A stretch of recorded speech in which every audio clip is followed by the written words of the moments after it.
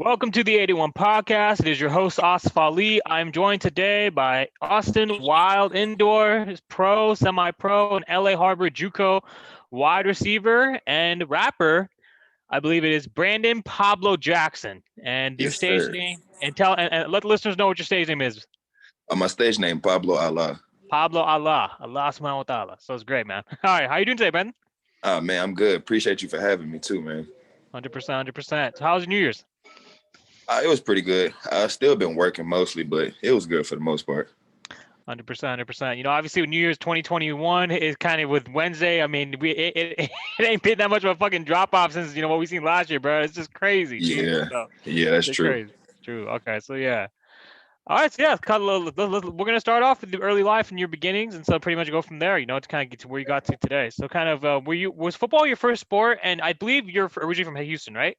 Yeah, I'm originally from Houston, and funny that you asked that because it wasn't actually. I grew up Yeah. my entire life playing basketball from like the age of 6. So like Yeah. from the age of 6 up until like I want to say like 13, 14, I played AAU. I won national championships. I traveled all across the world. Like basketball was my first love. So Yeah. it wasn't until probably like middle school once I like actually started playing like contact football. And then I don't know, it's just something about it that it was just like, man, like don't get me wrong, basketball cool, but bro, I'm killing football. So I'm like, Yeah. you get to oppose your will on people, you get to score touchdowns. Like, I don't know, it was just something about football that I was just like, yeah, I'm gonna try this. So Yeah. we have like a thing called JPD, Junior Professional Development, sponsored by the NFL. Mm-hmm. They do it for like each level of like school. So for me, mine had like some of the top high schools like within our district, so within the city or whatever. So I did real well, and I actually got a chance to go to Lamar High School here in Houston. It's like a real good football school. So I kind of regretted that I didn't play basketball at Lamar, but I just played football my whole 4 years, and actually I tore my ACL my senior year. Ooh. And then that derailed a lot of stuff for me. And I actually still had an opportunity to go to Texas Southern University, but me being at the time, I didn't have like, I don't want to say I didn't have a support system, but I didn't have people that went through that could like actually tell me what was needed. And they offered me a scholarship and I didn't know how to go about it. So I didn't know that you actually had to tell the coach right then and there, like, I accept. Yep. So I thought it was a mutual understanding. So come that signing day, I call the coach or whatever, and I'm like, hey coach, I need to know what to do about my letter and my hat and moving. He was like, oh man, we gave your offer away. We didn't think you wanted to come. And I'm like, Yeah. like I had been telling everybody all year that I was going to TSU. Like, Yeah. so from there I went on to Texas College where I tried to walk on, but the program wasn't, I didn't really like the program. So and then that's when I ended up going to LA Harper College. And actually I went to LA Harper College because one of my best friends who went to Lamar, Bram Kohausen, he played on the TCU team with Kobe, my bro who's Monday's gonna be guess. Yep. later on. Yep. Yeah, so he called me one day out the blue. I'm literally at the house just chilling, and he was like, "Hey, bro, you still want to play football?" And I'm like, "Yeah, what you mean? Like, hell yeah, I want to play Hell yeah, you football." want to get the fuck out there, boy. Yeah. So Yeah. he was like, "You want to come to LA with me and go to JUCO in LA?" And I'm like, "What? Like, I don't got no money." He was like, "Don't worry about none of that. Just come on." Right. So I told my people, and oddly, my people was like, "Don't do it. Like, don't go." And I'm like, "Don't go. Like, y'all crazy. Like, I'm going." So Hell yeah. I ended up going, and it was actually a good experience. It was actually fun. I ended up getting hurt, and I couldn't finish the season, so I ended up coming back. But yeah, I ain't gonna lie, it was a pretty odd experience. But I can honestly say every step that I went through, I enjoyed it. So kind of, and you kind of walk through everything. So I'm actually gonna roll back a little bit because obviously you mentioned your ACL tear your senior year. Were you recruited? And you mentioned Texas Southern gave you a scholarship. Were you recruited by any other schools during that time? Yeah, Texas A&M and Baylor. And They Baylor. didn't actually offer me, but they would always send me letters. I had a couple coaches that came to the school and talked to me. Right. Their main thing was just they wanted to see film and just see how I finished out. But like I say, before my senior year could even get started, actually in 7-on-7, the tournament before the season. Yep. Yeah. Spring ball. Yep. I tore my ACL in that. Like, it was a big tournament they have down here, and it was like the game before the championship against DeSoto High School, and I tore my ACL. It's tough, man. You know what I mean? Because like, all the opportunities you have to get in front of all the national coaches, for all the programs, I mean, the Yeah, championship game is a huge platform. Go ahead. I couldn't go to any camps or nothing that summer. Like that really messed me up. Yeah, and it's funny you mentioned that because the JUCO route, I had my Coach Dub on, a few weeks ago. You may have seen the episode when I posted the announcement, but he actually was my coach at San Jose City College. And Mm, so obviously my story was that I wasn't able to play in high school, so because my grades were too bad. So by the time I got my grades up, it was already my junior senior year. So I was like, that's pointless, right? So pretty yeah, much that's why I started walking on JUCO. And pretty much Coach Dub said this because like he got his first coaching break outside high school at JUCO at Stockton JC, not too far away, or Solano JC, not too far away from here. He basically said when you go to JUCO, you're basically betting against yourself, right? yeah, So kind of for you, obviously being a player who had a scholarship and had that taken away from you, and kind of moving across the country from Texas to California to LA, a brand new environment, you don't know anybody besides your boy. You know what I mean? It must have been like kind of like okay, you feel like you're definitely betting on yourself and against everyone. You know? exactly. And that's exactly how it felt because, in a sense, all the guys there, they were used to each other, like the area. They were used to everything pretty Right. much. And like you say, they were too. But for me, everything was new. Like everything, like even the style of football was different. Like I was used to like this gritty, like hard nosed, like football versus them. It's all just speed. Like everything is just fast. Like you had guys who could just run for days, like Right. just for days. But then you'll get on the football field and they wasn't the most like physical guys. Like if you were like, for instance, we had a couple of receivers. Actually, one of my good friends from there, his name was Corey Butler Bird. He went to Utah. He Yep. was one of the exceptions. This guy was amazing, but for the most part, everybody else was different. So the playing aspect was kind of different as far as like the living aspect of being in Cali as well. So yeah, it was. It was, and obviously, for you, kind of, adapting, adjusting to Cali, right? Because LA, I Yeah. mean, I know LA, but you tell me what it was like for you going to LA for the first time. Oh, I ain't gonna lie, I loved it. I loved it. Well, Yeah. the area I lived on Hermosa Beach, Okay. so we had like this little strip. So every day, like when we weren't going anywhere, I just walk down the beach strip and just either they had this one like deli spot. I can't remember the name of it, but bro, every single day almost, I used to get this pastrami sandwich Ooh. with banana peppers. Man, that sandwich used to be so good. But the people was cool. I love the weather. It was funny because I remember one day I walked out on the practice field and I'm like, I swear I was just walking and I'm like, man, this feels so good right now. And then one of the dudes from Cali walked up to me and was like, oh, it's so hot, bro. And I was like, what? Like you tripping, bro? Like this, man, this feel good. Like, Right. no, my bad. But I'm like, it's a whole breeze, like it's everything. And you walk up talking about it's hot. I'm like, crazy. Yeah, obviously, because when you're in Houston, it's a different kind of heat because it's humidity on top of kind of you also trying to play out there with the heat index, right? Because I remember Exactly. when I was in Houston a few years ago, I went to go see the Texans play. It was Deshaun Watson's rookie year. He actually played the Browns, and Mm. basically, I mean, the Browns got the work. I mean, yeah, Yeah. obviously, and we're gonna talk about your favorite team in a bit, but obviously, I mean, like, I know. Are you still a Texans fan, or kind of where's your head at after DeAndre Hopkins got traded, bro? Man, I joked with everybody this year. I told everybody that I was gonna be a Cardinals fan till Yeah, next year. yeah. But now I'm a Texans fan for sure. So pretty much, when I was there, it was 98 degrees. 98 degrees, but then the heat index basically brought it up to a different, 10. 110. Yeah, Yes. Yeah. exactly. And that's the Yeah. thing. That's what people fail to realize. It'll be days to where it actually gets to 100, 101, 102, plus the heat index, and you out there in full pads with a helmet on. Yeah. Like, Yeah. man, I truly don't think people understand like the severity of that. Like, it'd be Yeah. real out there. 100%. Because I mean, obviously over here, when I play JUCO ball here in the Bay, it's not LA, but it's like 5 hours north, but still Cali. It was Yeah. 95 degrees heat. The moment I strap up, the sweat starts pointing out my forehead. And then I went to Chicago and I played semi-pro ball for 2018. And then it was like we're right next to the lake, so all the mosquitoes come in. You know what I'm saying? And then just biting the Dang. shit out of you, just like trying to fight them off. You know what I'm saying? And then you gotta put like, your pads on. Like I did that. It's like man, so you already know. So Yeah, I think luckily for me playing in Texas first, I think anywhere else that I go to, I'll be good. yeah, Unless like it's like Colorado where like the air and stuff is yeah, the different. But other altitude. than that, Yeah, I think I'll be good. yeah. It's Florida funny. is different. Yeah, Florida is like a different season every 5 hours.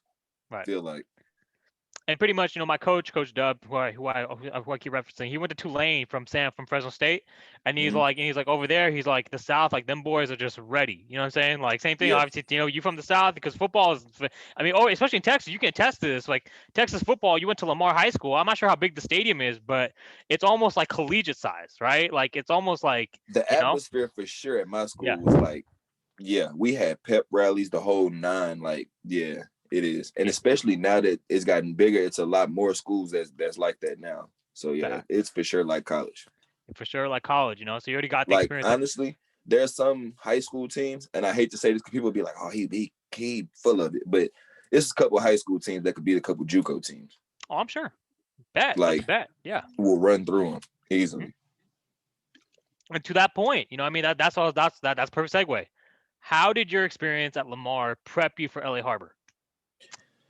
Actually, my experience at Lamar, I haven't had another experience like Lamar yet, Yeah. football wise. Because at Lamar, it was like damn near professional. Like Right. you had to do what was necessary. There wasn't no, oh, I'm not gonna do this, that day, I'm not gonna do like no, like for instance, when the season wasn't in hand, like when the season was over, we still had our football period. Hmm. One day you in the gym, or we'll do half day in the gym, half on the field, like every single day. You can go before school, you can go during your lunch, you can go after school, but everything was mandatory. It wasn't, oh, we gonna like at Lamar my entire 4 years, there was always football during the Always. spring, Yeah. summer, like football never stopped. Never. And I think it's a really good point, kind of our previous discussion about kind of the culture of football in Texas, right?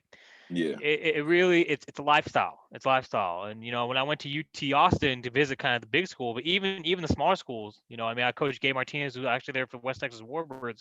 It doesn't matter if you're in H Town, if you're in D Town, if the Big D, if you're out in Yeah. Austin, it's all the same, bro. Like you're gonna be in it. You know what I'm And saying? the crazy part about it is, like I tell people, even in semi-pro now, like practices, like my practices in high school at Lamar were collegiate, because when I Right. went to LA Harbor, it was the same setup, but the intensity of the practice was totally different at Lamar than what it was at LA Harbor. Like it was actually better. Like we competed hard at Lamar. Yeah. Like it was for something. Like we were the best in our district, the best in HISD, and we had to, uphold to that. Yeah. Coaches wouldn't let you slack, none of that. So when I'm getting to LA Harbor, when I'm getting to college, I'm thinking, damn, we finna be in the weight room. We finna be, the hardest thing about LA Harbor was the running. I kid you not. Right. Like they ran forever, and Yeah. that was it. As far as like the physicality, coach didn't make us go to the weight room. Like he Oh, didn't. really? It wasn't, oh, we had these, like it was never a team workout. Like the main thing we did as a team was practice, pretty Okay. much. Yeah. Lucky you. I mean, otherwise, probably they made us go away from every other day, bro. Yeah, no, they didn't. Yeah. I did on my own, but Yeah. as far as like mandatory weight sessions, like no, we really didn't have those. Yeah. Cool. Oh, that's good. So now basically you're at LA Harbor. Talk to me about kind of your actual playing career. Like when your freshman year and your sophomore year, were you there for 2 years or were you only there for 1 year and then you Not, I transferred? was only there for 1 year. Okay. Yeah. So the crazy part about me was I literally got there the week before the season started, Hmm. and Bram was recruited. So I came, like kind of like came along with him. So the coaches, they entrusted in me. So I saw the field, but I didn't get as much playing time as I felt as if I should have gotten. And then I want to say like week 5 is when I broke my finger against Riverside. And after that, that was my last game. So RCC. yeah, I touched the field in probably like, I want to say probably like 3 of the 5 games, like respectfully. But as far as like putting up numbers and stuff like that, like, nah. Yeah. And to this day, I kind of got a thing against the coach. I respect him. He actually played in the NFL. I don't even want to say his name right now, but he a It's your cool dude. episode, motherfucker. Goddamn. Oh, I think it was Edel Shepherd or some shit like that. Yeah. Yeah, I used to always make fun of him because he like dropped the game-winning touchdown against somebody. He played for the Buccaneers. He was a cool dude. It was just, Yeah. I don't know. I guess me being young at the time, him being hard on me, he was trying to get the best out of me, but I wasn't looking at it that way. And we used to always bump heads, and that's not even the type of player that I am to go against the coach or be doing all that. But yeah, and like Yeah. I said, once the injury happened and I couldn't play, like it was just kind of like I don't want to be living down here for free off of somebody, and I'm supposed to be playing and going to school and whatnot. So I just end up coming back home. And kind of to that point, I think that's another good point because obviously with coaches, we do, it's hard to separate, 'cause especially when you're a young player and you're trying to kind of learn, try to prove yourself. It's you obviously at JUCO, you're betting against yourself. You have to come with a mentally tough mindset that okay, like I'm here to prove myself, but then you also have to be coachable, right? You Yeah. have to be coachable, and sometimes it's hard to balance the two because you have to be mentally tough enough to know that you're not, you got passed up, so somewhere along the way something happened and you weren't able to be at the 4 year, but Hmm. you're also recognizing that you have to also be able to recognize that your coaches are there to help you get to that level. But even though you Yeah. feel like you're talented enough because you were at one point to be a scholarship player, they're still you're here for a Yeah. reason. You know what I mean? And I And and I totally can resonate with that. I But kind of was looking at it like I knew I didn't have much time because I knew once that season went over, Bram was leaving. yeah, Head coach LAR, rest in peace, the coach.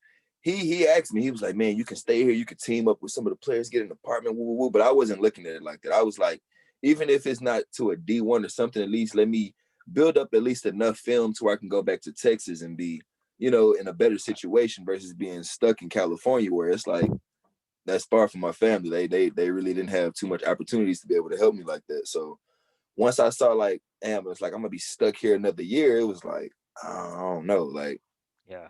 I don't know. And you kind of made a decision for your kind of what you alluded to your family, and obviously coming back home, it would be something more familiar. And a lot of the guests on the show have also kind of have had that same message, that same journey. Being close to family is important, and when you move across the country for I don't care what level, JUCO, arena, whatever, right, pro, and you're away from your family, it's hard. You know what I mean? Because the Yeah, adjustment, and especially like you said, as a kid trying to just make ends meet, trying to go to school yeah, and that's trying to true. get proven, like especially here living in LA or Cali, cost of living versus Texas cost of living, it's not. Sometimes it may not even be worth it. And that's the thing. Once I realized what the cost of living was, I was like, man. Then I didn't know anybody, so I could have like teamed up with some guys, but it was like I'm trusting some guys that I really don't know Yeah, to like these are life decisions that I'm making right now. And I was like, nah, I don't think this is the best thing to do. 100%. So you obviously eventually made the decision for yourself and moved back home. So kind of where did Yeah. your career take you from there after LA Harbor? This is when semi-pro started actually. And me being at the time I was still young, I actually So knew actually, yeah, about let me some. let me backtrack. What year did you graduate high school, and what year were you at LA Harbor? I graduated Lamar 2011. I was at LA Harbor 2013. 13. Because Okay. And yeah, the year after I graduated, I didn't play football the year after. yeah, I went to a school in Florida to just do my like school stuff to get my school stuff out the way. So whenever I did go to a school, I'll already have that situated. But I went to Texas College. I had a friend, he knew the coach, everything, and he was like, "Hey, the coach will give you a visit and everything." I went on a visit. The school was cool, but the coach kind of amped everything up. yeah. So then when I get there in the summer, I get to talking to players and everything, and they like, "Man, we haven't won a game in 5 years," and blah blah blah. And I'm like, "What? Like, what the hell?" We get out there, like, bro, it was some of the like worst shit I've ever seen in my life. If you look up Texas college football in Tyler, Texas, you'll see like, oh yeah, no. So I finished out the first year there, and then that's when I went back home, and I was just trying to just figure things out. And then that's when Bram called me and was like, "Hey, bro, like, you want to come to LA?" And I'm like, "Fuck it." Yeah. And obviously, so it's good to ask the question, right? Because now we have the full kind of timeline. You're at if Texas College is a 4 year, right? Or 2 year? No, Texas college is a 2 year. 2 year. Okay, Well, yeah. no, So no, no, no. I take that back. It is a 4 year. It is it's a a four four year. year. It is. Yeah, it's a Yeah. 4 year.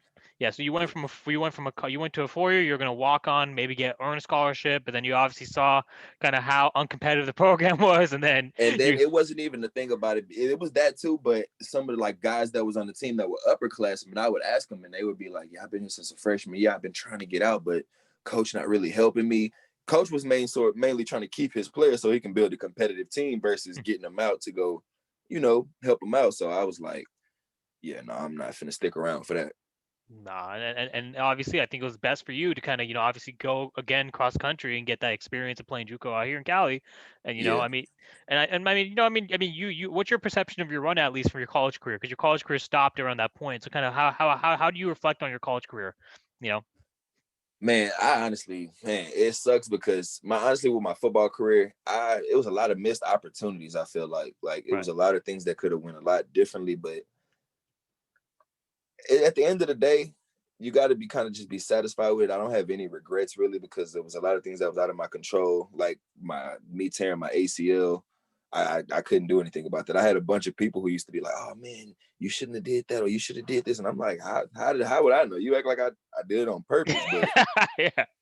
yeah. So I've had opportunities to actually do other things. I tried out for the Chinese football arena, Mhm. the Chinese football arena league.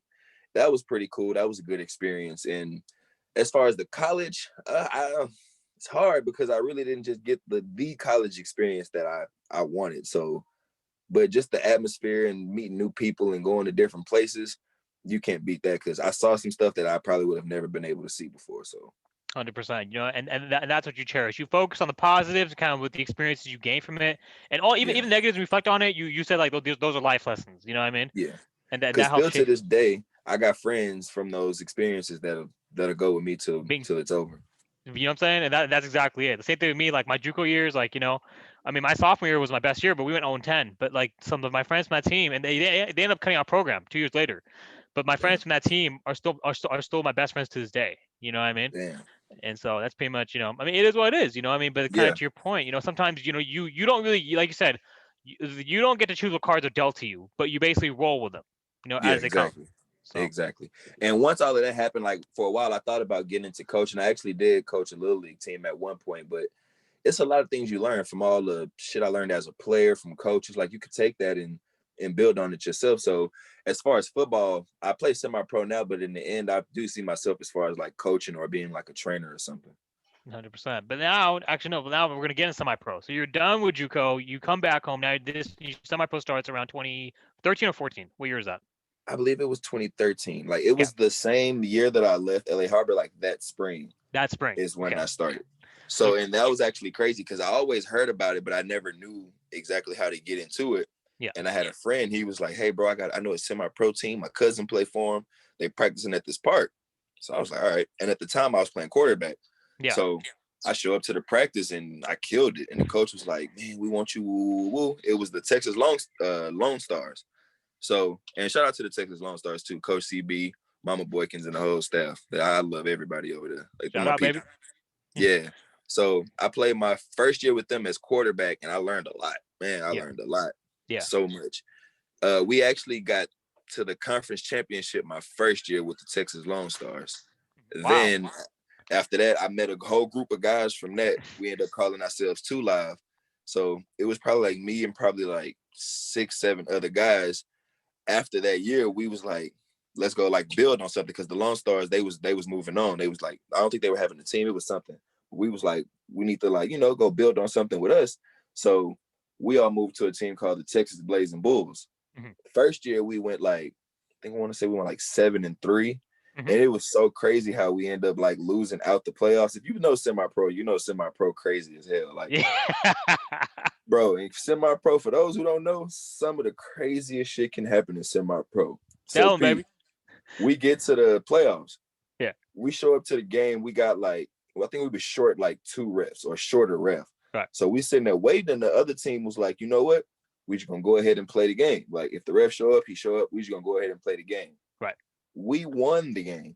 Mm-hmm. But because we was the home team, they went back and protested it to the league that we didn't have enough refs after telling us to just go ahead and play, and they made us forfeit our win. So Man. we ended up finishing the season 7-3. The 3 came from that loss. Well, we would have been like 8-2 going on, whatever happened. Yeah. So I played receiver that year, and that's from some of the film that you see me with the silver jersey, or like me Yes, with like sir. the red and lime green playing receiver. That's from that team, and I played with them for probably like 3 years. Mm-hmm. 3 years. I made a couple all-star teams. Yeah, I traveled a couple places. That team was pretty cool, but hands down, my best semi-pro experience came from when I played with the Spartans. Hands Spartans. down. Yeah, I played with the Spartans for probably like 4 or 5 years. Like my first year, that was the first time I actually had competitive football. So the Lone Stars. When did you join the Spartans after the Lone Stars? Yeah. Okay, so you ended the Lone Stars in 2015. Is that right? Yeah, it was either 2014 or 2015 because I think 2013 was when I left LA Harbor. So that Yeah. spring going 20. into it, so I think it was like the 2013-2014 season, I believe. Yeah, 2014. So you played 2 years with the Lone Stars, and you went over to the Spartans, correct? No, a year with the Lone Stars, and then I did the years with The Texas Blazing Bulls. Texas Blazing Bulls. Okay. And how many years was that? I believe it was 3. If I'm not mistaken, it was 3 years with the Texas Blazing Bulls. Because the first year we played in the Craft, then 1 year we played in the DTFA, and then 1 year I think we played in the 2-5, I believe. 2-5. And then after that, or simultaneously, you joined the Spartans? After that, I joined the Spartans. There we go. Okay, so this is around 2016 or 2015? Yeah, 2016. Yeah, like okay, 2015, cool. 2016, around that time. Probably Perfect. 16. 16. All right. So now in 2016. All right, let's go. The Spartans. Yeah. So man, 2016, the Spartans, they was one of the best teams in the city, and they actually had won the championship in the league that we played in the year before, went undefeated. Mm-hmm. And they just kept asking me year after year, like, come on, bro, like you would be a good, like you would be good for our team. So I was just like, fuck it. All right, come on. Because actually my team, we had went to shits after that. Like after that 3rd year, like people stopped showing up. Like we started switching coaches. Like shit just went down. So I didn't have much of a choice. So it was just a matter of me picking a team. And I'm like, shit, they steady asking this. They got the family vibe. Like, so I went over. And man, I shit you not, my very first practice, shout out my boy Jalen. He one of the best players that I've ever played with in this semi-pro shit, period. Like, bro's an athlete all around. So, like I told you, back to practices at Lamar, how competitive they were and all that. We get to practice, and this is one of the first times I get to practice in the summer. We fully padded in the summer for a semi-pro practice. Right. So I'm like, okay, I bet. Let's go, baby. Out there, and when Ring season. That entire practice felt like a whole game. And damn, I wish I had one of my rings right now. I don't even know where I put it. Okay. But I do got one of my rings. It's in my box somewhere. Got you. But that whole practice, man, was like a game. Like I kid you not, like that shit was physical. We was out there banging, like everything. Like, and from that point on, like, yeah, like the Spartans is probably one of like the best team that I've played for in semi-pro period. And with the Spartans, did you guys won rings with the Spartans, correct? Yeah, well, I won one. They won one the year before I joined them, and we won one just this past summer. This past summer? Oh, congratulations, 2020 national champions. Yes, sir. Appreciate that. And I think to your point, which is a good one, the difference, and this is my personal opinion. This isn't, this is just one of what I've observed, right? I think Texas football at all levels is just another level of football when we talk about even semi-pro. And the reason I say that is because I know your boy Colby played for the Houston Ducks for a little bit, and pretty much, and they're also a national championship kind of caliber team. Mm-hmm. And essentially, kind of, with that, I know that they played national championship game against the team. I was in Illinois during that time when they played against the Lincoln Way Patriots. So I mean, the Patriots folded, and the Patriots I think beat them in New Orleans, right? But national champion, But I mean, still the Houston Ducks and kind of like semi-pro and football in general in Texas is such a lifestyle that you're gonna get those type of hard-hitting practices that may or may not be equivalent to JUCO or a 4-year. Yeah, that's true. That's super true. And the thing about football in Texas, period, is Texas is so big that there's so many teams. Right. So, like, instance, we played against, well, not we, but the Texas coach played against like the Shamrock or some guys from like Massachusetts or something. Yeah, that's not that big. So it's nothing for them to low key take the Shamrock and then add the best players from the other team to the Shamrock and go and compete versus here in Houston. If we did that, the team would be about 60, 70 deep. Like 70 deep, it'll be like, it wouldn't even be the original team versus we still send the original team down there and compete still. Right. But if we put together this team and go down like y'all come down, the shit wouldn't even be close. Absolutely. And I think, and to your point about kind of, the semi-pro, and it's funny, I was talking to Militia's guest Abdul about kind of loyalty in semi-pro.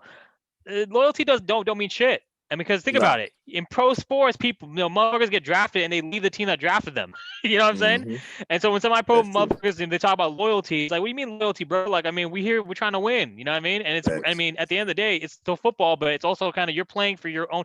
Like, I feel like it's almost like you're playing for your own reasons. Everyone has different reasons. Some people are trying to use it to get to the next level of JUCO or college. Some people are using it just to kind of, stay in shape, to play recreationally.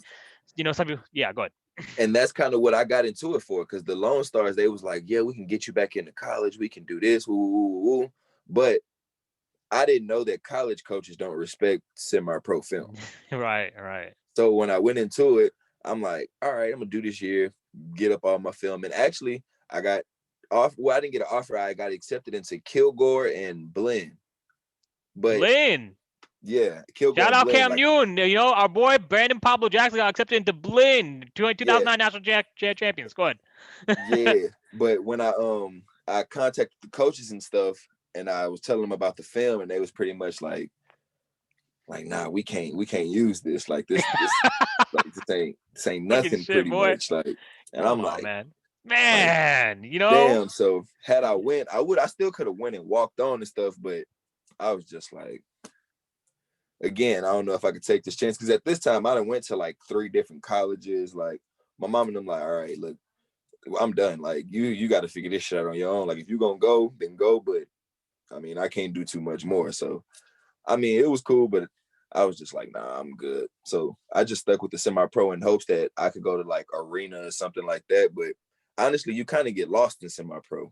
Like the shit becomes to like you get so far into the playoffs this year, it's like, damn, I want to come back next year because I know we can get it this year. Like I know we can type shit. And then you look up, you've been playing for 5-6 years, like, damn. I gotta let all this damn time pass me and playing damn semi-pro. Yeah. And it's funny you mentioned that because it's like, you know, I mean, so many people, because it's like, you know, you pursue it for the dream, right? I have a dream and I want to make that dream a reality by using this as a vehicle to get there. And I'm not sure if you know Darius Prince, but he was the first video interview we had on the show. But Darius Prince was his story was that he actually didn't even play football in college. He ended up playing basketball, and then he basically played semi-pro, and he used 2 years semi-pro to get to the NAL, and then he balled the NAL, got to the AFL. He won the Arena Bowl 30, and he won the Arena Bowl MVP, and he got on the Eagles practice squad. Oh, damn. Yeah, so I mean, in my opinion, it's the greatest success story in semi-pro history. You know what I mean? Just because you know you've never heard of a guy not playing football in college, coming out and playing basketball and not being able to make the NBA, then basically using semi-pro as a vehicle to get to the indoor, then get to the main tier 1 AFL, and then get to the NFL. You know, eventually, you know, it's crazy. You know, and that's crazy that you say that because basketball is what kind of made football easy for me in the beginning. Right. Like, just I literally took everything that I knew from basketball and just put it into football. So for me, playing receiver was nothing from when I see this ball going. I'm used to guys bigger, like super big guys boxing me out for rebounds and shit. But now I got this little 5'7", 5'8" corner trying to jump up in the air for me to get this ball. Like, bro, you don't stand a chance, bro. Like, exactly. So that's kind of how I took it. And then like I played guard. So as far as like with the ball in my hands, like as far as making moves and all that, like it's damn near like a crossover in basketball. Like just don't let you touch me. And were you point guard or were you shooting guard? I played point guard. Point guard. Okay.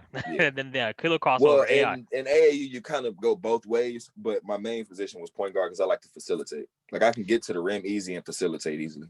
Yeah. Okay. And then kind of actually, and that's actually a good point. I forgot to ask you, kind of when you started off playing football, were you a receiver primarily, or were you kind of playing all different types of positions? No, actually I started out as a quarterback. Quarterback. Okay.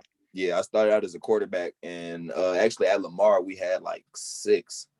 Like I said, I did the JPD joint, and then through JPD they offered me to go to Lamar. I went to Lamar, and I show up day 1, and we getting our pads and stuff, and they was like quarterbacks, and literally like 6 freshmen walk up, and I'm like, I thought I was recruited. Like, what the hell? So as we doing the throws, like I was doing well, but you can kind of put 2 and 2 together when you know, all right, that's that guy right there. Like, woo. So after the practice, one of the coaches walked up to me, and he was like, "Hey Jackson, do you play any other positions?" Because my cousin is Brandon LaFell. He went to Lamar as well. So they was World like, champion. yeah, they was like, yeah, shout out my boy. Yeah. They was like, doesn't play different positions. Can you? I hardly knew anything about football. Like I knew about it, but as far as like me playing different positions, I had only played quarterback. Right. So I was like, yeah. And he was like, what about receiver? Can you play receiver? And I'm like, yeah, like no problem. And he was like, all right, tomorrow when you come, line up at receiver. I didn't know shit about receiver. Yeah. I was just a smart kid and I caught on quick. So I kid you not, like, you know how they teach them how to run routes and shit. So I would always kind of line up in the middle towards the back so I could just watch and learn whatever coaching them, tiddling the people in front of me. So by the time I get there, I'm good. And I kid you not, like I killed that shit. Like receiver is probably the easiest shit in football. 100%. No, I play wide out, but I mean they use me as special teamer because I had to, there are dudes like you who are just long, athletic, play for all their life, and they're the best, at their position, even at the JUCO level. And but it was good for me because it was a good learning experience for me to kind of learn how to play. And obviously with Coach Dub, working with the elite, like my first practice at San Jose City College, James Jones was there from the Packers, just doing Damn. ladder. And I'm just like my first time ever being on a field. I'm like, oh my god, bro! Like his routes was everything. He's clean, G. Motherfucker Yeah. was cold, bro. He just out in and out his breaks, in and out his cuts, off the line, Facts. inside release, outside release. He could be any coverage, any corner. Motherfucker was just at that size. You know what I'm saying? It's crazy to Facts. see that. So Facts. yeah, and it's good. Yeah, go ahead. And then what's even crazy, I don't know if you know, this past year I didn't play receiver. I played corner. Right. Yeah, I played corner, and man, that was a challenge, boy. Man, that was a challenge. Because Like, you gotta run backwards as fast as the receiver is running forwards to keep up with yeah. him. So in high school I played safety as well. But Yeah. safety, you literally in the back and you just reading. And me being a receiver, I knew routes, I knew concepts. You can come lined out in something. I know, okay, he can only go this way, he can only go that way. So the shit was easy. But at corner, shit different. You right here, especially if you in man, like shit was real. So though it was crazy how I got at corner. We was just in practice one day, and they had like the offense lined up, like the second team lined up, but we didn't have as many defensive people. So I Right. was like, fuck it, I'll go to corner. So they was like, all right, man. And I didn't know the route, but I kind of just realized, like, okay, they lined up. They had a speedster on me, and dude ran a go route. So the Yeah. whole time I'm on top of the route, I boom, make the play, catch the pick. Everybody like, oh. So I'm like, yeah. I'm like, damn, this shit kind of cool. Yeah. Very next play, or like 2 plays later, they do it again. I boom, jump, catch another pick, and they was like, nah, you need to play corner. They was like, bro, you 6'3" and you can cover like this, like you fast. They was like, yeah, you need to play corner. So at first I was kind of skeptical, and I was kind of mad because the first game of the season I played corner, I had like 5 catches for like over 100 yards. Yeah. And I'm like, y'all can put me at corner? Like, what? Like, the fuck you talking about? Like, that should make no sense. Yeah. But it ended up working out. I'm a champion, so I can't even say nothing. And kind of talk to me about kind of the scheme adjustment at corner, because obviously I'm a Niners fan, so Richard Sherman, he adapted well in the zone, the cover two. But I mean then when teams started exploiting the zone a little bit and started spreading all the corners in the secondary thin, obviously he got exposed. So kind of talk to me, are you better in man? Are you better in zone? Talk to me about that. Zone for me is too easy because I have responsibility, but I don't have to just key in on this one guy. I can kind of Right. just drive back and read the field. Me reading the field, that shit's easy. Yeah. For me, man is probably the thing that I like working on the most, but I use my physicality against receivers.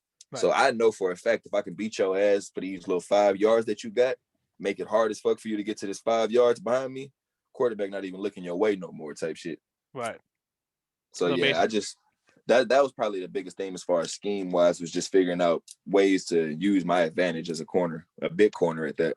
exactly, because when you have length and size, and back to Sherman, I mean back Legion Boom back in Seattle, I mean they use him on one side of the field, but he was so good on that one side because he could body up, Dez Bryant, he could body up Yeah, Michael Crabtree because he's kind of like you're long enough to where you can body them up, and if there's a jump ball situation, you'll be able to win those, yeah. My biggest threat was those little speedsters, the little short, fast guys that can get underneath you and all that. Yeah. Those was the only ones that I had a problem with. That when they come to the line, it's like, all right, I can't, because a lot of the times you got some corners. Like I had a coach ask me one time when we was in practice. He was like, "Why do you wait?" Because like in me, I kind of use basketball sense too. So like for instance, I'm gonna line up on the inside, but you got most corners. Soon as the ball hike, they try to go for the hit. Me Right. at receiver, I know that. So a lot of the times when the ball hike, as soon as they do that, I know how to grab their arm, come underneath all that. So I'm like, let me not do that to myself and reach, and the little guy come underneath me, and now I gotta. So I'm like, I just kind of just wait on him. I'm just reading his hips and I'm just reacting to him. So whichever way he go, he can sit there and dance all he want to. I'm not finna give him that so he can use that against me and go past me. So I'm like, nah. And he was like, that makes sense. Exactly. And I mean, because obviously, like with a little guy, they have the leverage advantage because they get their shoulder lower. But at the same Yeah, time, you can use your size advantage to physically impose your will at the line. So that way, you give them whatever type of look you give, whether it's inside press, outside press. If you're able to press them effectively enough, then like you said, you'll be able to win that matchup. yeah, Anytime. but like I say, sometimes the guys that got them little moves that'll hit you with a something Little off the fuck you line up and move. juke your You ass. cross you up, Yeah, it's like that's what I damn. say. So when Yeah. I got them, I try to just I'm just shattering them, reading them hips like I'm not finna lunge or do nothing, and you hit my ass and be Always be gone. the Like and that's an hell important no. point for any kid that's listening. You know what I mean? I don't mean to interrupt you, but all the kids listening, watch the hips. Never look at the eyes. Yeah, Watch the hips, because look at wherever them the hips hips. go, that's where he's gonna go. So I'm telling you. I'm yeah, telling you, cause and that too, and I mean, different coaches teach different stuff. So I don't want to tell you something your coach doing. This was my first year, so this is just something that I figured out for myself, being smart. And I yeah, was like, I'm gonna stick to this because it worked for me. Like yeah, that probably worked for coach and you and all your players, but this shit works tremendously for me. So I'm gonna stick with that. hundred Cause you percent. gotta come to me. If I don't move, you gotta come to me. Yeah, And I'm finna whoop your ass for these little 5 yards that we got. I'm finna try to throw you out of bounds. Like if you looked at some of my clips, you saw yeah, I was throwing guys out of bounds. Like it was one play, I yeah. had him the guy up, and the quarterback threw the ball. And when we looked, the ball was flying past both of us. And he looked at the ref, and the ref was like, "I don't know what you're looking at me for." Look at me Like, for it's all legal. It's all legal. yeah, like get It's all off of legal. him, shit. Yeah, within those 5 yards, and because there's a good point you make. Within those 5 yards, any contact, anything goes. Like if you remember Deion Sanders, one of his sons, when he was like, I'm not sure if you watched that film, but Deion posted his son just like bullying someone at the line. Same thing. He would just literally just get his hands inside and drive the receiver out of bounds every Yeah, single time because he yeah, was and taught to kind of go ahead. that's kind of my goal. Like I Yeah, swear, if I got a guy who I know for a fact, like could be a guy my height or a little bit shorter than me, but he don't have that physical stature. My yeah, goal every play is to put you on your coach lap every yeah. chance, Every every chance. chance I get. Like I don't want to sit here and play with you on the no. Every chance I get, I'm finna get underneath your pads and I'm finna drive you out of bounds every time. So talk to me about you said you had Chinese Football League tryout, and you also have an upcoming Austin Wild tryout, and I think you played some indoor, right? Haven't you? No, no, no. I haven't played indoor yet. Okay, yeah, okay. So go and talk about your tryouts. Oh man, with the tryout, I got one from the Southeast Texas Titans coach, Coach White. Shout out Coach White. He a real cool dude. Like he's a coach that actually look out for you and try to get you some opportunities. But with the Chinese league, man, they kind of got us. So it was probably like 150 guys at the tryout. I did man. I did real good. Like I ran like a 4.6 or like a high 4.5. I played quarterback and I played receiver, and I shit you not, bro. And we had some ballers there. Not even just speaking for myself, like we had some dudes out there that could play. Yeah. Get home, a couple months go by, the draft night come on. It was like live streamed on Twitter. Mhm. I got people watching and everything, bro. Not one person from that combine got drafted. Oh my God. All the people that got drafted, the way that the league is per team, they got half Chinese players and half American players. So all the guys that were drafted were guys that already play arena, Right. Right. that are like already on like the high up arena league teams. And Yep. then the other half were like the Chinese guys from China. I was like, bro, like, come on, bro. Like, so was that a money grab? Like, It pretty what much the was because you calling half the Chinese motherfuckers is already playing out there. You know what I'm saying? exactly? Or even with some of the 35-year-old dudes you just drafted out of arena, it's like, come on, bro. Like, Yeah. and not even saying just for me, like I say, I like for know. some of Yeah. the other guys too. Like, Right. that shit was crazy, bro. That shit was Yeah. crazy. That shit was crazy. And so obviously with that, I mean, it's funny you mentioned that because kind of that's another topic that's also been discussed widely on the show because a lot of our listeners may have not known about international football, but football has such an international presence outside of just Canada and the U.S. You go Oh to yeah. Europe, you go to China, you go to Brazil, you go You go up, all man. over. You Listen, know? just how they got basketball for Yeah. people listening, younger people listening, just how they got opportunities to play overseas basketball, they got just as many for football. And Yes, some of sir. them are even better, to be honest. Like if you can get with a good, I want to say like Canada or Mexico, for instance, like it's hella beneficial because it's bigger than football. Like they got youth programs where you help out kids, teach kids footballs. Like They teach you about the culture. Like it's a lot that goes into it. And to that point, obviously one of my teammates from JUCO who actually went to San Jose State, we had Nair's rookie minicamp, kind of things. His name's Manu. He finished his career playing out in Japan, Hmm. and it was like, and he said it was the craziest experience ever because you're in Tokyo, you're in Hokkaido, you're in places you would never even dream of being, and Yeah, it's just like wow, yeah. So And then that's the thing. Most of the time, like at a certain age, like it is what it is. So yeah, you just mainly getting the experiences out of it. Like who's can go to Brazil and Portugal, all these different countries, let alone just to play football or just to go. Period. Like you got people willing to offer you to come here. So hundred like you percent. can't beat that sometimes. 100%, 100%. And so obviously, and that's another interesting point you made about the politics because the CFL, they have domestic and then they have international. See the Chinese Football League, same Hmm. thing, domestic and international. It's all politics at the end of the day because like, to your point, yeah, you may have a better resume, but that doesn't mean that you're necessarily a better player at this stage in your career, than someone Exactly. from the combine, Exactly. But and like you say, it's stuff that at the time I didn't understand because I ain't gonna lie, I was mad. I was mad because I did real You good. should be, you know what I'm Like saying? I was mad, but like you said, I understand because it's like a business thing. But in arena, it's kind of backwards than the actual NFL. Yeah. That's like, for instance, me if I was an arena player and I've been playing arena for like the past 5 years and I'm like 33, Yeah. versus you got me who's like 28 or 27. That's somebody who you can build on. Yeah. Versus this guy, he on his way out, but you're gonna take it as if okay, I know what he can do. He been playing, he know the arena ropes, so I'm gonna go and bring him in so he can teach these other guys who don't really know the game of football. And it's like, hey, all right, I get it, but how in the NFL right now, I tell my family and friends all the time, I can work my ass off right now. But I'm 28 years old. I had a ACL tear. I've been playing semi-pro. I don't really have the film. You got thousands, almost millions of kids coming out of college every year. Every single year. Every year. So why would they take a chance with me when they got this fresh kid who ain't got no injuries, no nothing? He's still young. Like, so I was like, I understand the business aspect of it. So I can't even be mad. And me too, obviously, because I started late. I'm not saying that's an excuse because we just talked about Darius Prince and he made it at the age of 27, 28, but he is one in a million. You know what I mean? You don't like Yeah. he said this on his interview and I'll never forget the statistic. He is only 1% of the world's population, less than 1% has made it to the NFL. The Yeah, and entire world, yeah, and that's he's true. part of that. And that's So true because I used to sit back and I used to think like, damn, like that was the dream. Like that was the yeah, goal. And if I can't get to the goal, then it's like I'm just doing it for fun. But yeah. I'm not realizing there's so much other shit that you can get out of it. So many other different experiences. Like this shit is endless, especially with sports.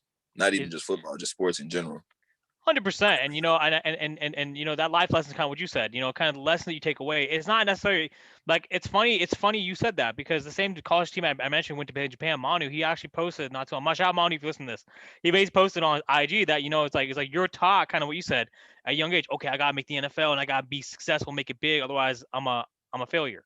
Like, no, Mm-hmm. man. No, no, no, no. If you're able to play outside of high school at a certain level, some dudes can't even play post high school because they got to, Right. they have families to feed. They have other issues in their lives. They get injured, whatever it may be. You just got to understand that it's a very difficult task to do, and Yeah. you need to take pride in that. So, Yeah. take pride in that shit. And that's another thing because I got friends who I went to high school with and I hit them up. I'm like, bro, you should come play semi-pro with me. Like we should try to get our high school team back together. And then I look and half of them married with kids, got Yeah. job, they can't take off like that. And I'm kind of even getting into that situation where like this Again, upcoming season, I'm not playing this upcoming season because like my job and family and stuff. So it's just a matter of, like you say, you taking football for what it is at this point. yeah, I mean, that's what it is. Semi-pro is kind of like that nice little outlet just to get that fix. You know what I'm saying? Yeah. Yeah. So, Yeah. and also kind of, sorry, go ahead. Oh no, you go. I wasn't saying nothing. No, okay, cool. No, I was gonna say, yeah, kind of like, and I think the bigger point is obviously like, I mean, I mean, even though, like you said, your original plan may or may not, original goal make the NFL may or may not panned out. I mean, shit, you still were able to make it to, you're 28 and you're still playing. You know what I mean? Yeah. Like Yeah. that in itself is pretty remarkable, and it should be an accomplishment that you can be proudful of. So. Oh yeah, for sure. So hopefully, honestly, the thing with the wow, hopefully that I gotta sit down. Yeah, take a seat, bro. God damn, why you standing? I'm about to say, I'm like, bro, you just go grab a seat, grab a chair, some shit. Jeez, it's like, come on now.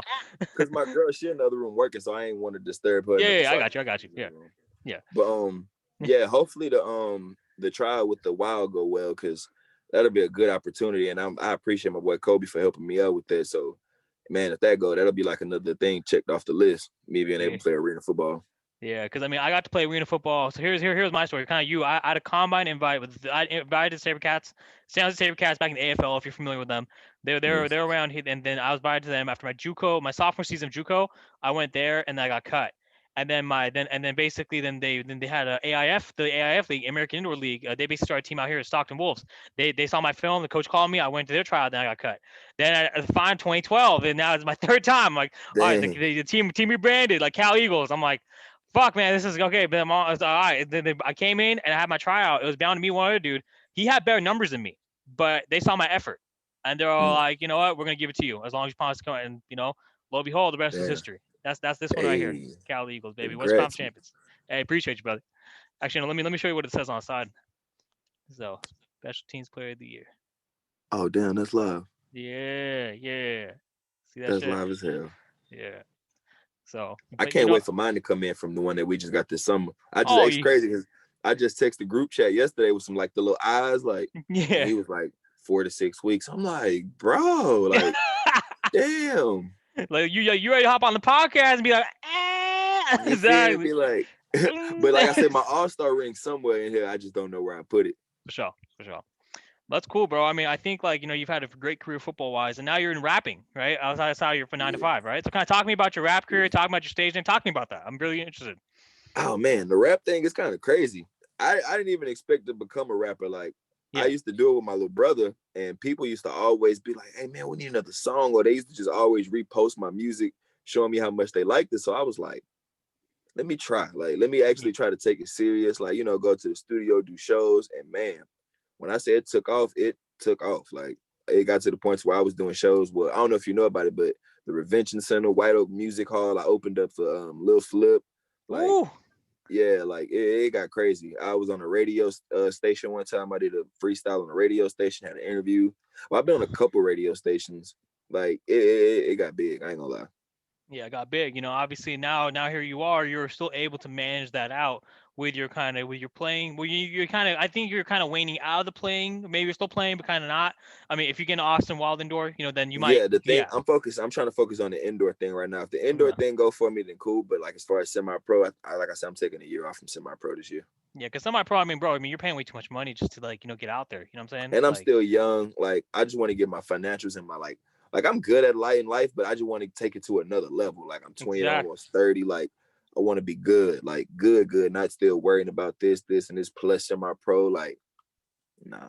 And then if I get to the point in life to where, like you said, do go to that next level, and I don't semi-pro, like I'm good.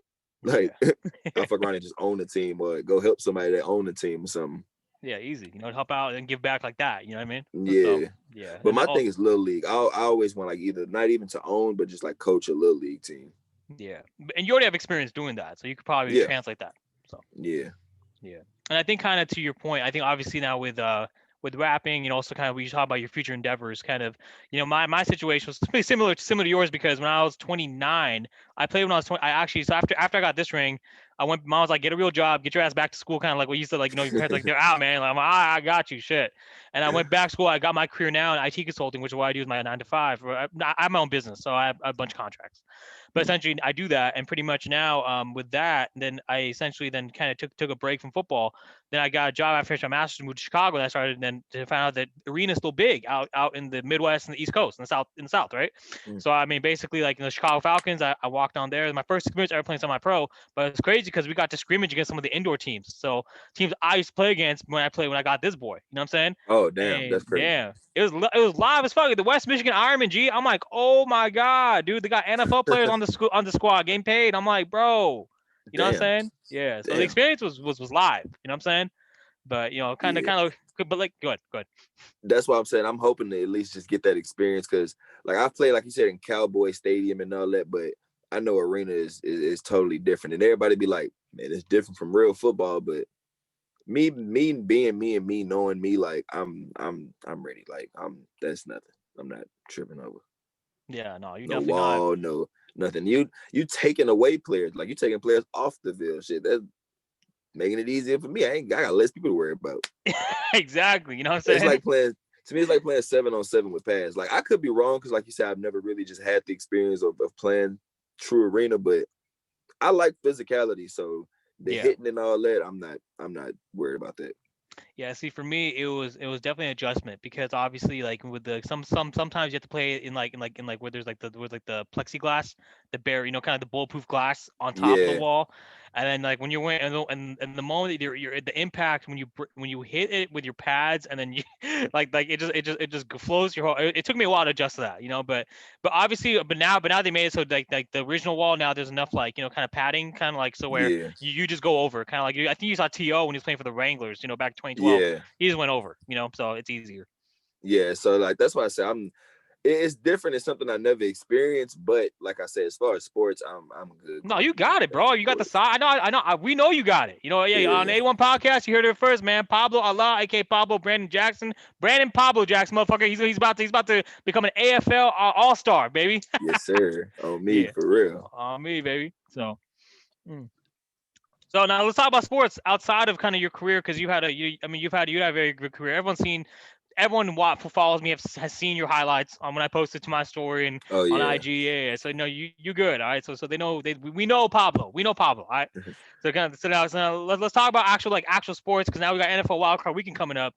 Uh-huh. Who are you rooting for? You obviously Texas fan, I'm an Irish fan. Both our teams are out, but kind of who are you rooting for and why? Oh man, honestly, weirdly, I hope the Browns win, bro.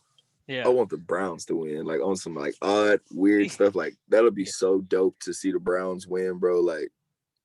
And I know they not, but that would be so dope. Like, so for wild card weekend, my surprise team, I want the Browns to win, and after that, I don't know. The other team just kind of just a toss up. Like I said, once my main team out, you kind of just go for like players that you like. But I want to see the Browns win. Yeah, no, because the Browns are the story of the playoffs. You know what I mean? Yeah, Like for sure. 18 Like years. man, yeah, like, and then I used to. I don't want to say I used to be against Baker, but I wasn't on the Baker bandwagon at first. Me neither. I was against him, bro. I mean, I'm gonna say I But was against him. You know what I'm saying? Like the corny ass commercials and shit. Like this motherfucker doing man, this, like, he be dancing like this, and like I'm like, what the fuck are you yeah, doing? I was like, man, this dude suck, bro. Especially if you play with him on Madden, bro. Like, dude Yeah, suck, bro. So I was like, man, hell no, hell no. But bro proved me wrong. yeah, Him and Josh Allen. Well, I always was kind of not a yeah. Me fan, but too. Yeah, I believed in Josh Allen. But that's another team. They beat us last year, so yeah. Now the Bills are a team to watch. You know what I mean? yeah, Because the Bills, I mean, they won 6 or 7 straight, and I mean the 2 seed. You know what I mean? Everyone's talking. Everyone's on the Chiefs. And I mean on Wednesday against Lincoln Kennedy. I asked him, does he believe? He's like, yes, he does. But the issue is that they're inexperienced. Whereas Patrick Mahomes yeah. and the Chiefs, they have that That's experience. exactly, and that's what I was about to say. It's gonna be hard to get over the Chiefs. Like it's Yeah, gonna be super hard because they've been there, like, and it's pretty much damn near the same team. And they added a everything. couple weapons, like, so yeah, it's gonna be hard. It's gonna be real tough to get around them. But I don't know, man. It's just something about Josh Allen, and then now you got Stephon Diggs. Like, bro, be making it happen. Bro, be Yeah, making it happen. He be Stephon doing. Diggs. Ooh, But man. them Chiefs, man, yeah, You it's feel- gonna be tough to get around them Chiefs. Man, my Yeah, Browns. I'm racking with the Browns through these playoffs, man. Matter of fact, why you playing? yeah. While you play, hold on, let me see. Can I get this down? Hold on. I'm No, finna show yeah, you yeah, yeah, yeah. Yeah, you got it. how down I am with the Browns, my boy. Yeah, see this shit.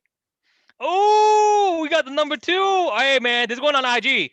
Hey, this is going on IG. Yeah, that's the. Hey, oh man, the Johnny. Oh my God, the Johnny Yes, money. sir. Oh man, Johnny football, Show you baby. how down I am with the Brown, baby. Damn, Yes, you sir. loyal. God damn. Yeah, So, but nah, I was a super Johnny Manziel fan. yeah, yeah. Johnny Manziel was kind of like, he was kind of like he had all the hype and all the expectations, and it sucked when it didn't pan out, because Baker Mayfield basically is what Johnny Manziel could have been. Yeah, yeah. And that was Johnny's fault. That was all Johnny's fault. He had to realize you were an NFL quarterback, like all that extra shit. Like, do that in year 5 once you established. Like, once you good, you didn't won your ring, or not even won a ring, but you established yourself. Like, bro came out the gates, like, trying to be a rapper. Like, not trying to be a rapper, but, trying to live that lifestyle. And it's like, Yeah, try. come on, bro. trying to Come live on. the rapper lifestyle, trying to be a Yeah. superstar, trying to do And too it's like, much. You know what I'm saying? yeah, bro. Like, folk, cause just like what happened, bro. You go and do all that, and then you don't perform on the field. You gone. Like, you're not Dion. Like, get out of Yeah. here, Hey man, Dion was prime before prime was even in fashion. G, that motherfucker man. was got the Jerry curls and the shades and the chain, and he's on the phone, just like, ooh man, Peyton Manning was my favorite player growing up. Like, my favorite player. Like, but yeah, Dion is my favorite football player of all time. easily, All time. yeah. See, for me, my favorite football player is Randy Moss. You your game resembles his game more as a receiver because you're longer Yeah. and you kind of you make those catches where you're able to moss people like Yeah. double That was triple my favorite coverage. receiver growing up. Yeah, For sure. no, That was for easily. sure. Yeah, I mean, I wore number 81 because my first year was oh 07 was my senior year. Then 08 was when I walked into Santa City, and then 80 was taken. So like, what number you want? 81 was available. Randy Moss went 81 for the Patriots, just randomly. Oh yeah, But yeah. yeah. But even though I was a little undersized slot, my the main work I got was on special teams, and I made a career on special teams, right? But it was just like watching Randy Moss. I mean, bro, like, oh, Yeah. golly, you know what I'm Question. saying? Yeah. Who do you think is the top receiver in the league right now? Right now? Fuck, man. Right I now. just I just had a discussion on Monday, bro. I'm so glad you. Now we can talk about it. I want to get your opinion too. Okay. So me and my boy from college, JC from Hashim, right? It was between Devontae and Tyreek and D Hop, and between me, this is just me. I'm gonna say Devontae because his route running and his ability to kind of and I've seen Tyreek, I've seen Devontae play in person. I've all seen I've seen all three of them play in person. I saw D Hop 3 years ago when I saw him play the Browns when I was there, in your city, what was that, NRG? Yeah, NRG Yeah. Stadium. And then basically, then I saw Devontae in the NFC Championship game in January when he came here to play my Niners, and we Mm. whooped their ass. But I mean, and then also I saw Tyreek Hill when he came 3 years ago to play the Raiders. And I think the popular answer would either be D Hop or Tyreek. My personal choice is Devontae only because of his route running, in the sense that if you put Tyreek Hill on the Packers, I don't know if he is as successful as Yeah. Devontae. Whereas See, if you go ahead, for me, Patrick Tyreek, makes him better than what he is. Tyreek. Yeah, he make him pretty much who he is because you got a guy who can throw the ball yeah, 80 yards down the field with a guy who would have got run damn near 4-1. Like, it's a match made in heaven. Like, yeah, so with that, like, nah, for me it's D Hop. It's D Hop for me. yeah, And you make a good point with the route running and all that, but with D Hop, just throw it. just Just throw the ball. And that's kind of how I was, like, as a receiver. Like, I had good route running, but just throw the ball, bro. Like, yeah, literally, it'll be plays to where it'll be like third and something, like third and long, and the quarterback will come to the huddle and be like, BJ, you got to go on one. And that would be the play. And I used to tell my other homeboys, I'd be like, bro, I know the other receivers be mad as fuck, bro. Like, yeah, for the quarterback to come to the huddle and be like, BJ, you got a streak on one. And they just sitting there looking like, what the fuck we supposed to do? Damn, like, yeah. and I used to literally like throw it up. Like, and this shit used to work. Like, Yeah, and kind of to your point, right? I mean, I can tell you're quite the quiet, methodical type of player, just like D Hop, Whereas, yeah. like, the highlights and the film speak for itself. You don't need to be doing all the extra shit. You know Oh what I'm yeah. saying? See, no, I'm not into that. It was crazy because I kind of later got into like the celebrating and stuff, but I remember I had a homeboy one time. He was like, bro, you be making some sick ass catches, and then you'll just get up and throw the ball to the ref and then just walk back to the huddle like nothing happened while the whole field going crazy. Like, Yeah, I'd be like, bro, that's just normal. Like, that's what I'm supposed to do. Like I don't get excited off that shit. Like, I get excited, but like, no, come on, let's go do the next play type shit. next play, baby. Short-term memory. Short-term memory. Next Yeah, play. Next play. Next exactly. play. Yeah. And See. man, speaking of short-term memory, bro, I got homeboys and shit, bro. They can remember games from like 3-4 years ago. They can remember the quarter, the team we was playing, and then they'll ask me something, and I'll be like, bro, I barely remember who we played last week. Like, the week before, like after the game, like I got film. If I need to, I can go back and watch film, but Yeah. I don't remember how many catches I had. Like, once the game over, it's over. Yeah. No. Like, I I mean, remember my fuck ups more than I do my accolades. and that's the biggest thing, because if you're able to kind of focus on your errors, you'll be able to always be in this constant state of self improvement every single Mm-hmm. time you hit the field. You know what I mean? Fact. Yeah. Facts. So That's so true. And that was something that I learned at corner.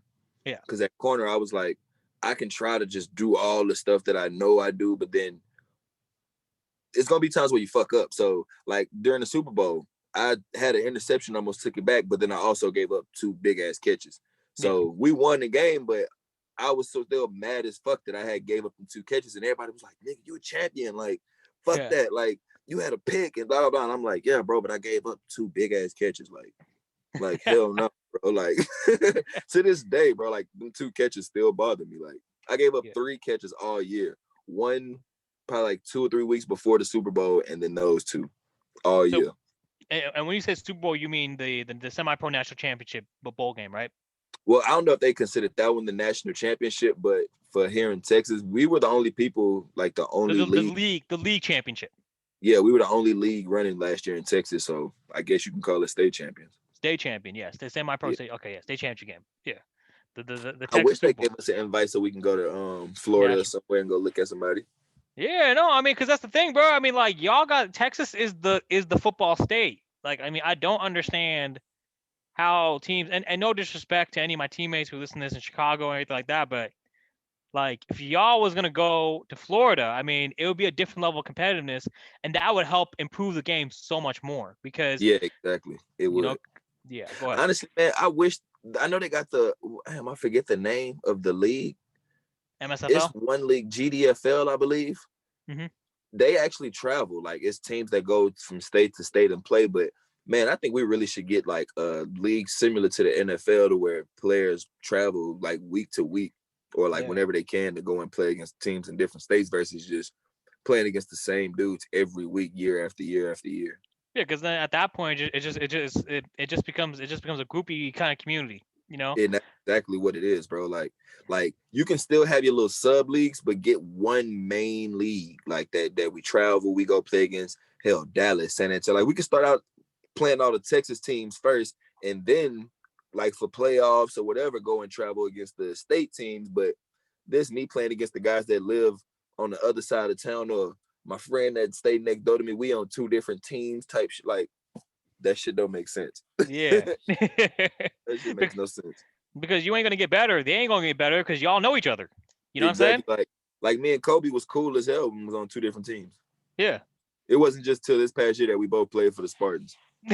Exactly. You're like, hey, what's up, boy? You know, and I love that, you know, because it's like, yeah, because semi-pro brings people together and like, yeah, man, yo, hey, what's up, boy? Like, hey, I got you next play. And then you fun either you burn him or he locks you up and vice versa. And it's crazy because this year we with the COVID stuff, all the other leagues canceled. So my league had a draft. Yeah. To where we could draft players from the other league, and it's a joke. Like I call myself Pablo Palenka, like I'm a GM. Oh, so we gonna get in that. Go ahead. Yeah. I call myself Pablo Palenka. So when I Don heard about Palinka, the boy. draft, me and Kobe, we always play PlayStation together every day, and I was like, "You trying to ball, bro?" Like, and he was like, "Hell yeah!" Like, and I was like, "Say less, Pablo Palenka got you, my boy." So I hit up the squad, and I'm like, "Hey, Kobe said he trying to ball, woo," and they was like, "Oh shit, he was finna be our next pick." So I hit him back. I'm like, "Hey, you finna be the next pick, woo woo," and they drafted my boy. They drafted your boy, man. Hey, yo, man, that's good shit. Now you mentioned a name. That's my team. That's my team. The Lakers, man. The Don. I call me and my boy. We call him Don Palinka. We call his ass Don Palinka. Do I gotta show Mo? Oh. He said team, boy. Hold Yeah, on, I just had this on yesterday. Okay. Oh, okay. No, yeah, The keep that up. Lonzo ball. Hey, no, keep that up. Look. Yes, sir. Hold on. Yes, sir. Oh, you got the green ray. Oh, Ingram. Okay. Yes, sir. Yes, Hold sir. on. Damn, I got a black Kobe one I just took off yesterday. Yes, it's sir. around the house somewhere. But I just took the black Kobe one off yesterday. The one with the sleeves. Yeah. Yes, sir. That's my squad. Yes, sir. Yeah. You said the Lakers. Yeah. What? Oh, here's on my LeBron shirt. Oh, there we go. Oh, there we go. Hey yo, hold that up real quick. Let me just turn this around. There we go. That's iconic. Yes, That's iconic. sir. That's iconic. All right, yes, sir. We in here, baby. What's it? The right squad, man. Yes, sir. Yeah, I was about to ask you. I didn't know if you're a Rockets fan, but I assume you're a Lakers fan. I just know I didn't know how. So go ahead, talk to me about that. Okay, so by default, I'm from Houston, so like I subconsciously root for the Rockets. Like I Yeah, kind of have a choice. But as yeah, far as like my fandom, like you won't find you ain't no Rockets jerseys in here. yeah, Like none of that.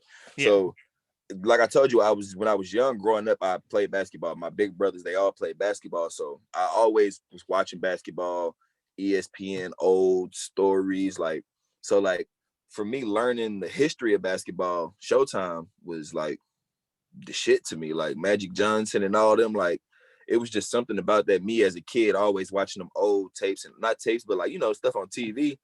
I was like, I like them. Like I like the Lakers, and then I like Kobe Bryant. Like Kobe yeah, Bryant was my favorite player. Like him and Carmelo Anthony. It was mainly Kobe, and like from just then on, me being a young kid, they were kind of a Rockets rival. So when the house, everybody going for the Rockets, and I'm the one sitting there like Lakers. yeah. Yeah, and then we was winning championships. Like Yes, it was sir. nothing to tell me. Like nothing. Hey man, Shaq, Kobe, then Kobe. You all right? Yes, sir. And then the even better part about it, like even when Kobe went through his bad years, I was with him. After we Yeah, won like 10 years ago, and then we went through all these bad years, I was with him. I was still Laker pride, Laker like down. Like so when we won this past year, oh man, I let everybody hear it. you got to. Everybody. Yeah, because bruh, same thing with me. I got to see Kobe play in 2011 when he came and played the Warriors. Before the Warriors became the Warriors, because they're also a hometown team. Like, I mean, it was Lakers, right? And then obviously the Yeah. Warriors became the Warriors, and then I'm just sitting here. I'm like, do I like this? Doesn't really mean shit to me because I'm like, I was able to go. I got to see Kobe Bryant play January. I think it was the 21st or 2011. I'll never forget the day. And then he makes the last two free throws, and I'm sitting in the nosebleeds, but I still remember because it's like you're just watching it as like he comes up the floor. Then now it's like, okay, Kobe Bryant in the game to substitute for whoever it was, right? And then Yeah. he's making those last two free throws, and then that seals the game. And then I mean, I don't know, it just has such a lasting impression on me because I'm like, Kobe Bryant is that motherfucker who just will never quit. You know what I Yeah. mean? In fact. And like obviously the next year he tore his Achilles, and then he Mm, still came back on the floor to finish his free throws. yeah. Like that motherfucker was cold, boy. Yeah, Kobe. That's everything that I do in sports. I do it because of Kobe. Like Mamba mentality is something I've been following like for Rest in peace, baby. years. Like, and that's why we're number 8 or award number 8 this year was because of Kobe. Like, yeah, like you can't quit in sports. Like it ain't no quit. Whether it's anything, like you're running and you're getting tired. Like there's always that little extra go in you. You just got to find a way to get down in there and find it. It's Like if facts. it's lack at whether it's shooting free throws, running routes, throwing a ball, like if you get your ass out there and just continuously work at it, ain't no excuses. Like no excuses. And I think that, and how he inspired you, inspired me, inspired more millions of people, millions of kids across the globe. You know what I'm saying? Like someone was saying that's just a political narrative. I'm not getting political, but they're like, oh, these athletes aren't heroes. They're not heroes. The real heroes are firefighters, police officers, doctors. I agree to that to some degree, but like when you coming up in the inner cities, when you coming up, from the projects, it's just like you look at LeBron, who came from that same life. You know what I Yeah. mean? Like he didn't have a father. He basically had a single mom, and he was able to kind of get to What people that fail to realize is in sports, you learn life lessons in sports. Like bingo. your little league coaches and shit, for some they don't have fathers. So them little 2 to 3 hours or however long it is that they dealing with whatever coach they got, that's like That's a like the dad. vital moment that he gonna remember forever. Like I was fortunate enough to have my father in life, but I still remember every single coach that I had.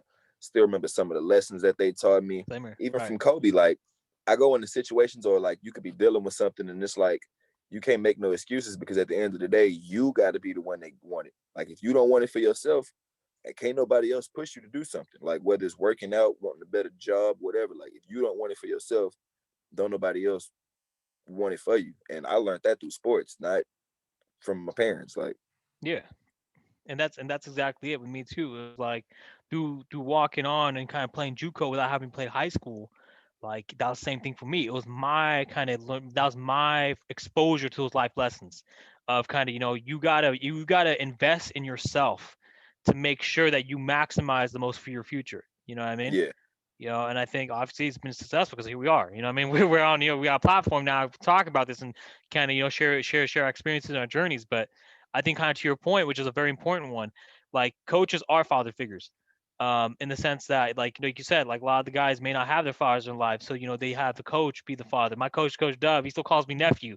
He calls everybody nephew. I'm saying like, oh yeah, what's up, Neff? I'm like, what's up, Coach Yeah, Dub, man? What's good, baby? He's like, what's good, baby? You know what I'm saying? So that's that's that's the intimacy of having a coach in your life who has that impact on you, and kind of can show you some things that you can take, extrapolate, that your parents could not, kind of bestow upon you, even though your parents did do everything for you and they are your heroes.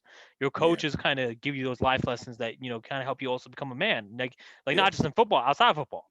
You know what I'm saying? yeah. So That's too true. And like I say, like, and most people are like they don't really realize that like athletes, coaches, like just sports in general, like play such a big part in the world that I don't know where we'll be without it. To be honest, like to be dead honest, like, and even with like how people mad at the football and basketball players for speaking out against certain shit, like it's like they got the platform, shit. Why not? And it's bigger than sports. Like whether it's a social injustice statement, a lesson that they teaching somebody, like it's all bigger than just the actual sport.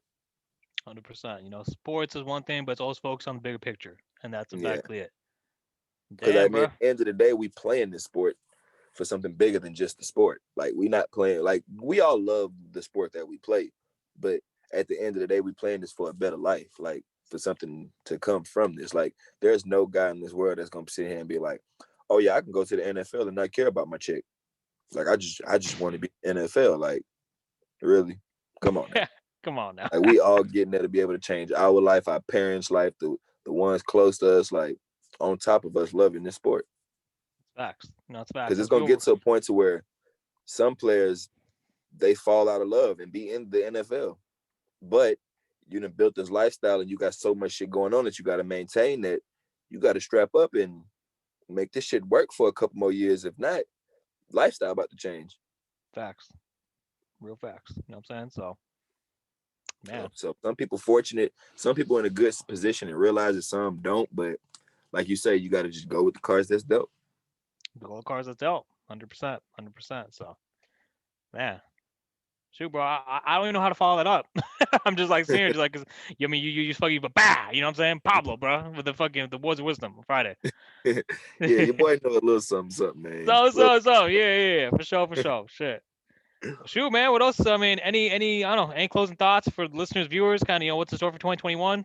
So talk to me. 2021, your boy will be working on a lot more music. I just dropped a single probably like 2 weeks ago. It's on every streaming service. So just look up Pablo Allah on Google, YouTube, anything is gonna pop up everywhere. You can look it up on Amazon, goddamn, and it'll pop up. But go buy it. I mean, don't buy it, go stream it. I don't even want you to I because it's out there for free. I ain't that type of person. Like Me go too. get that Yeah. for free.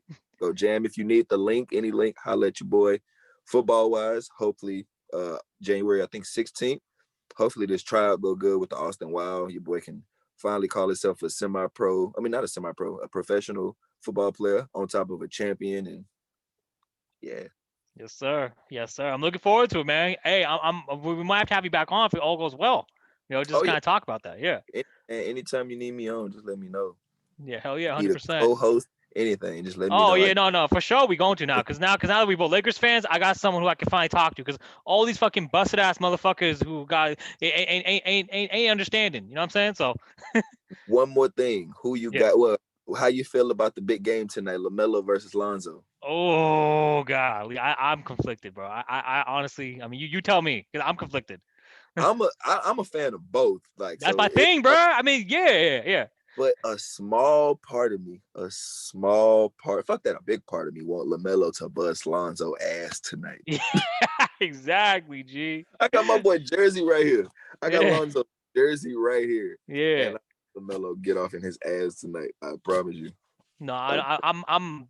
For me, that's a bet. That's a bet and a half, because if you think about that shit, bro, like I mean, like Lamelo, out of all the brothers, the Ball brothers, he's the only one who actually looked like a NBA player from day one. yeah, yeah. And now you see him, here he is. Like if he come out tonight and have the same stats he been having these past couple of nights, that's a dub for me. Yeah, Go up that's it. against your big brother, first time in the NBA, and you put up them kind of numbers, it's a dub. And he's only and he's only 19. He's only Yeah, 19. exactly. Like if Lamelo would come out and score 20 on his brother tonight, have about 5 rebounds, 7 assists, I'll be good with that.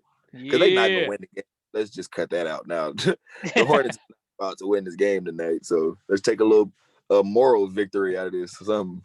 Facts. No, 100%. Oh, and my boy LiAngelo. I don't know if people know, but my boy LiAngelo Jello Ball just got signed to a G League team. He didn't get signed to the team. He got signed to the league, and they doing a draft for the bubble. So my boy will be getting drafted soon for the G League bubble. Okay. So is Jello? You know Jello personally, or just? No, I actually talked to him like one time. Him and Melo when I did the JBA thing. I created the JBA on 2K a couple years ago. Okay. And it blew up. Like it was on overtime, like everything. And when overtime, some of the guys that's a part of the JBA league, you know what that is, right? Yeah, what is it? Well, I know, but tell listeners. Oh, well, yeah. The Junior Basketball Association is something that LeVar Ball, the Lonzo Ball, and Lamelo dad Ball created for like them and like other kids to get opportunities to play basketball. And I pretty much took that league and created it in 2K. And it was crazy. It got to the point to where the players was DMing me, asking me like, hey, I want to see my rating, how my dude looks, stuff like that.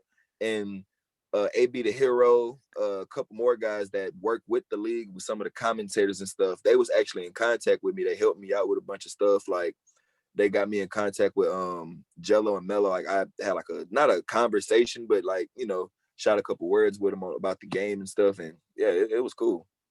No, that shit sound dope as fuck, man. Gee, you do it all. Do it all.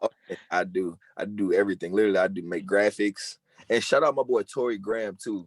I know my boy probably gonna watch this. So yeah, my boy be killing the graphics now too. So he got that torch though. So I don't even want to plug in my graphics. I get that to Tory. My boy be killing that. Hey, bro, no, I saw recently posted on Facebook the new merch, right? The new merch you got, the shoes, and I was like, hey, I told him, I'm like, hey, bro, I see you over there. You know what I'm saying? Like, man. Shout out Grand Slam Graphics. Go holler at my boy Tory Graham on Facebook, or let me know. I'll send him to you or send you to him. However, I got it's my boy. 100%. Pablo, appreciate your time, and once again, let the listeners know how they can tune in to Pablo a lot. Oh man, go search Pablo Allah on anything, literally anything. Spotify, Apple Music, YouTube. Just type it in Google and it'll pop up. And also Pablo Allah on Instagram and Pablo Jackson on Facebook, man. Plug it into your boy, man. Big things 2021. Yes, sir. And be checking out some stickers everywhere. If you in the city of Houston, I got these Homina stickers from my last tape posted places. So if you see one, take a picture with one, send it to me. I'll post you. Oh, check that out. Repost and reshare. Spread the love, man. You give as you get. Give and receive. 100%. Yep. All right. Well, you know what? Hey, man, I'm gonna reconnect with you. I mean, we obviously, we talk. So I mean, like, I'm gonna reconnect with you after your tryout, and we'll see what's good. Okay, so, for sure. For sure, baby. All right. No, best of luck to that. I mean, all listeners, you know how to reach him, and the man, the myth, legend himself, Pablo Allah, Pablo Jackson, Brandon. Appreciate you having on, brother. Take care. Oh man, appreciate you for having me, bro. Have a good one. You too, baby. I'll take care. All right. Late.